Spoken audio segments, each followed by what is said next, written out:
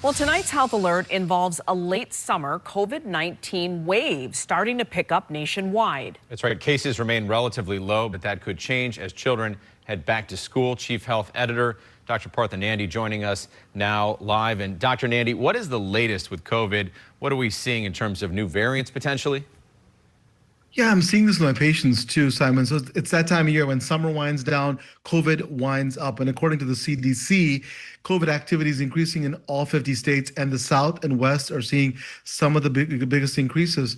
And in fact, the latest wastewater scan data from Stanford University-run monitoring program shows that the SARS-CoV-2 levels in wastewater are now high nationwide, Simon, and climbed significantly over the past 3 weeks. That's a 106% increase from July.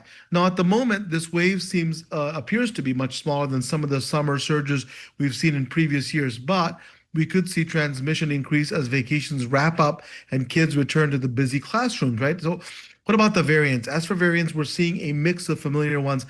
XFG1.1 is currently the dominant strain, making up to 22 to 40% of U.S. cases in recent CDC estimates. Another variant, BA.3.2, also known as Takata, is responsible for about 15% of cases.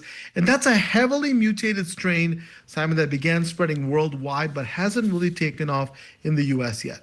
Now, Doc, what symptoms should we be watching out for, and is there an updated vaccine available now?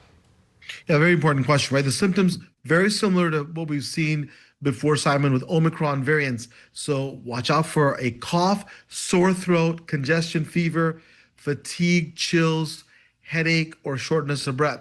Some people can even have nausea and vomiting and diarrhea. I've seen that with some of my patients as well.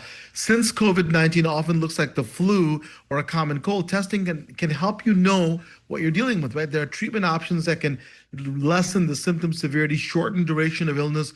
And also, if you start this early, it even makes more of a difference. For older adults, infants, people with weakened immune systems, super important, and people with underlying conditions, COVID can still lead to serious illness, which always, leads me to vaccines, right? The updated COVID vaccine is expected to become available this fall, likely sometime in September. It'll help protect against severe illness, hospitalization, and death, and it may also lower your risk of long COVID, which a lot of my patients have. It's especially important for people at higher risk and pregnant women to stay up to date in their vaccine. So while we don't know yet how big this wave will be, there are simple things you can do to protect yourself, right? Stay home when you're sick. Please protect those who are vulnerable and talk to your doctor if you have any concerns. I think we can beat this if we follow those simple ideas.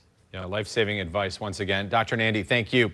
And if you have a question for the doctor, you can email him, Dr. Nandi at askdrnandi.com, or send it over to us on Facebook.